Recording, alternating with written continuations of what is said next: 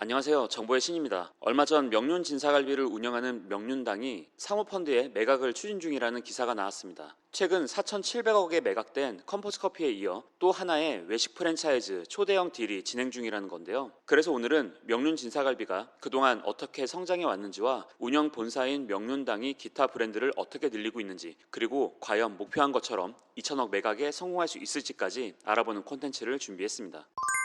명륜당의 시작은 2012년으로 거슬러 올라갑니다. 명륜당은 그동안 많은 프랜차이즈 브랜드를 시장에 런칭했는데, 그 중에서 명륜당의 대표 브랜드인 명륜 진사갈비는 2017년 7월 용인시에 보정점을 오픈하며 시작된 뷔페형 숯불 돼지갈비 프랜차이즈죠. 올해부터는 배우 남궁민을 모델로 TV 강호까지 진행하며 인지도를 높여왔습니다. 돼지갈비라고는 하지만 실제로는 갈비 30%에 목살 및 앞다리살 70%인 것으로 공지되어 있어 정통 돼지갈비와는 거리가 있습니다. 하지만 저렴한 1인 가격에 무한리필 가게임에도 불구하고 인테리어를 고급화하고 상호를 서울 종로구 명륜동에 있는 성균관 유생들의 식사를 하던 진사식당에서 따온 전략이 소비자들에게 먹히며 크게 성공하는데요. 당시 인기가 주춤하던 고기 무한리필을 다시금 전국적으로 붐을 일으키며 가맹 사업을 시작한 지 3년 만인 2020년에 가맹점 500호점을 돌파하며 관련 카테고리 업계 1위로 올라섰고요. 코로나19 여파로 다소 주춤했지만 작년부터 다시 매장이 늘어나 현재 명륜 진사갈비의 매장 수는 국내에 617개, 해외 18개 등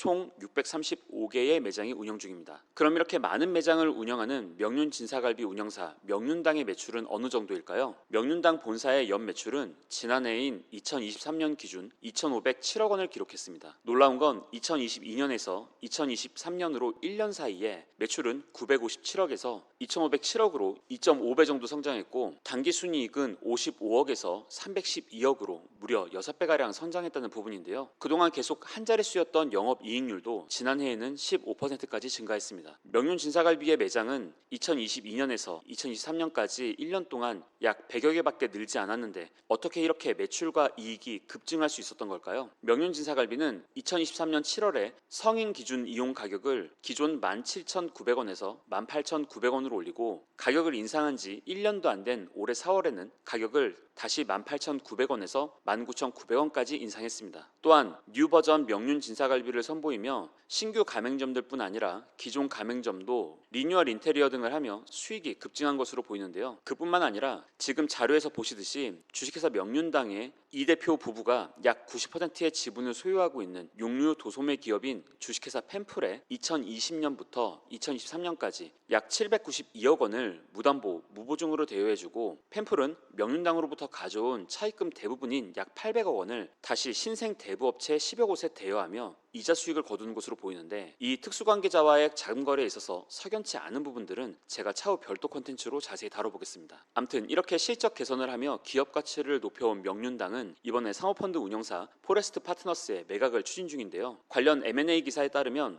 이번 거래 규모는 총 1,600억 원으로 구주 매매에 1,200억, 신주 발행에 400억 원을 투입하여 명륜당 지분 70%를 확보하는 조건에 배타적 협상권을 확보한 것으로 알려졌습니다. 그리고 이 가운데 1,000억 원은 프로젝트 펀드로 마련하고 나머지 600억 원은 인수금융을 통해 조달할 예정이어서 이르면 올해 안에, 늦어도 내년 1분기 안에는 인수 관련 절차를 마무리한다고 하는데요. 이 거래가 완료되면 포레스트 파트너스의 명륜당 지분은 70%가 되고, 현재 명륜당의 도선의 대표와 특수관계인이 자녀 지분 30%를 보유하게 됩니다. 현재 명륜당의 기업 가치는 1,900억 원 수준에 평가되는 것으로 알려졌는데요. 이는 에비타 멀티플 4.7배 수준으로 동종업계의 시장 거래 배수가 10배 정도 수준임을 감안하면 할인된 밸류에이션에 거래되는 것으로 보입니다. 그럼 이번 명륜당 인수를 추진 중인 사모펀드 포레스트 파트너스는 어떤 곳인지 확인해 볼까요? 포레스트 파트너스는 2016년에 설립된 전문 투자사로 그동안 저가 항공사 에어로케이 항공, 중국의 자율주행 스타트업 오토엑스, 국내 영화 상영관, 메가박스 등에 투자한 이력이 있습니다. 그동안의 투자 포트폴리오를 보면 외식 사업 쪽에 투자를 활발히 하던 회사는 아닌 것으로 보이는데, 이번 명륜당의 인수 딜은 앵커 에쿼티 파트너스에서 다수의 관련 M&A 딜을 수행했던 김현진 상무가 포레스트 파트너스로 소속을 옮긴 뒤 주도하고 있다고 합니다.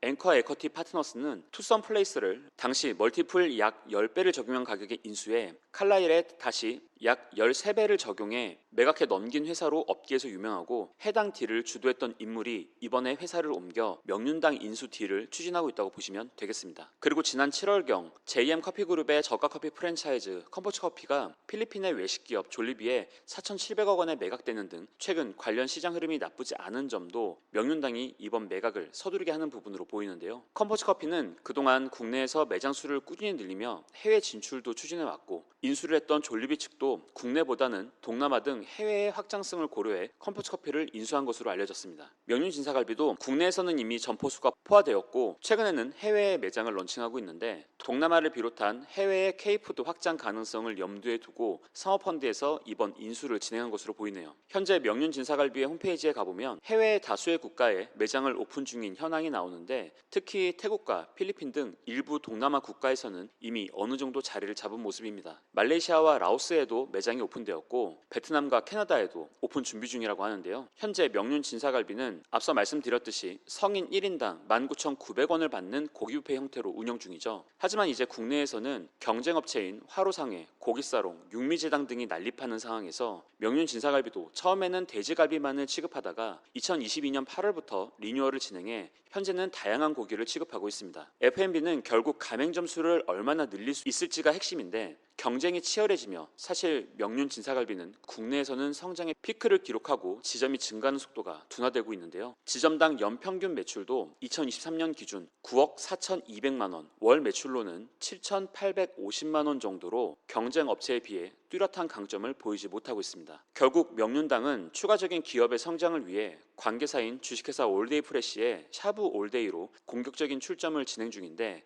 1년 사이 50개 이상의 매장을 오픈하며 가맹사업의 주력 브랜드가 샤브 올데이로 바뀌는 중인 듯합니다. 그리고 60여 개의 매장을 운영 중인 주식회사 오름FC의 무공 돈가스 역시 명륜당의 관계사인데 이 회사를 통해서도 조선 닭꼬치, 무공 닭갈비 등 추가 프랜차이즈 브랜드를 출시하여 사업을 진행 중입니다. 명륜당의 정보공개서를 보면 가맹사업을 위해 등록한 브랜드가 총 19개에 달하는데요. 하지만 브랜드 운영 현황을 확인하면 가맹사업 예정 브랜드가 대부분이고요. 명륜당의 사업은 곧 명륜진사갈비 하나라고 봐도 무방해 보입니다. 앞서 샤브올데이와 무공 돈가스 등은 관계회사에서 진행하는 중이라 말씀드렸는데 관계사라곤 하지만 명륜당에서 이름만 바꿔 회사를 여러 개로 나눠 놓은 사실상 같은 회사인데요. 정보공개서를 보면 같은 건물에 주식회사 명륜당이 2층을 쓰고 있고 주식회사 오름FC가 3층, 주식회사 올데이 프레시가 4층을 쓰고 있습니다. 또한 주식회사 명륜당의 공동대표인 이종은 대표가 주식회사 오름FC의 사내이사를 맡고 있는 것도 확인이 가능합니다. 주식회사 명륜당의 주주 구성을 보면 7명으로 아주 소수인데요. 현재 도선의 이종근 공동대표이사가 각각 지분의 35%와 10%를 보유 중이고요. 이외에 특수관계인 5명이 각각 지분의 11%를 나눠 가지는 형태인데 이름을 보면 대부분 가족관계인 것으로 추정됩니다. 멀티 프랜차이즈 전략으로 성장해 이번에 상장을 진행한 백종원의 더본코리아와 달리 명륜당은 사모펀드 매각을 선택한 것인데 비슷한 매출과 이익 규모의 더본코리아가 4,900억 원의 공모가로 이번에 상장이 진행되며 고평가 논란이 있는 것에 비하면 그나마 명륜당의 2,000억 내외 수준의 매각가는 관련 업계 시각에서 볼 때는 적정 가격으로 평가되는 것 같고요. 이번에 구주 매각으로 진행되는 1,200억이 기존 회사의 주요 주주들에게 현금화되는 것인데 35%의 지분을 가진 최대 주주 도선의 대표는 약 300억 이상을